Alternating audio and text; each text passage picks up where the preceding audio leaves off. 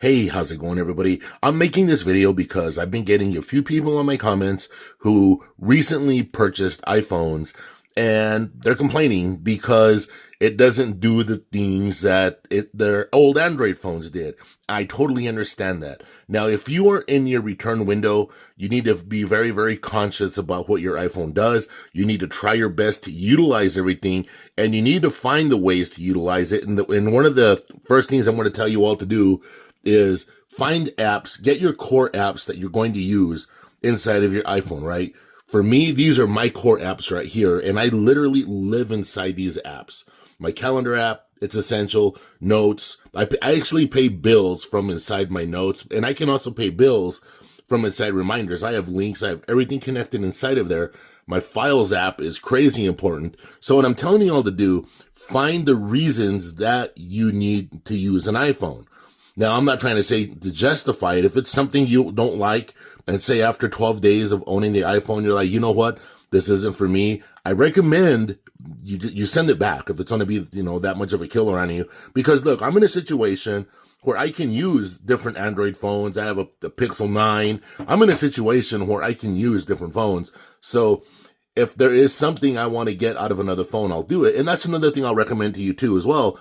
If you can, don't just have an iPhone.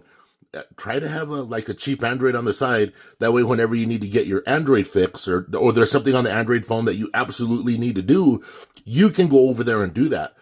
But in the meantime, as far as having an iPhone, I really recommend you watch as many how-to videos and just, think about the things that you do on your Android phone and try to transition it over to your iPhone. And hopefully, like I said, you're still in your return window and you have your Android phone with you. One of the most important apps for me on here is this password manager app. I completely love, and this is an Apple app. All right, I totally love that. Apple Health, that's a total must. Now, granted, I've spent a lot of time. This is what I do. I spent a lot of time going over different features on the iPhone inside of settings. I've definitely spent a lot of time looking inside of settings. And look, another thing I want to tell you all to do, if you do switch over to an iPhone and you want a little bit of that Android familiarity, familiar, you know what I mean? Some of that familiarness, I'm lost for words, go ahead and download the Google apps for iPhone. And you all will be surprised. The Google apps on an iPhone actually work crazy amazing. They work actually better than on Android. I know there's a lot of people that might be aggravated about that, but there's a reason I have all of these Google apps on my iPhone is because they do a wonderful job.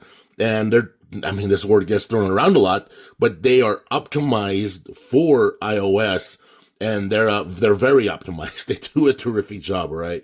But number one, I want to tell you right now, if you're frustrated with your iPhone, give it a break, right? Don't put it down. Figure out what the iPhone does good and see if it can be incorporated into your life. Number two, download the Google apps, all right? Because that'll give you that familiarity. And number three, if you're on day 12 of your return window and it's just not working, go ahead and send it back. All right, everybody, take care.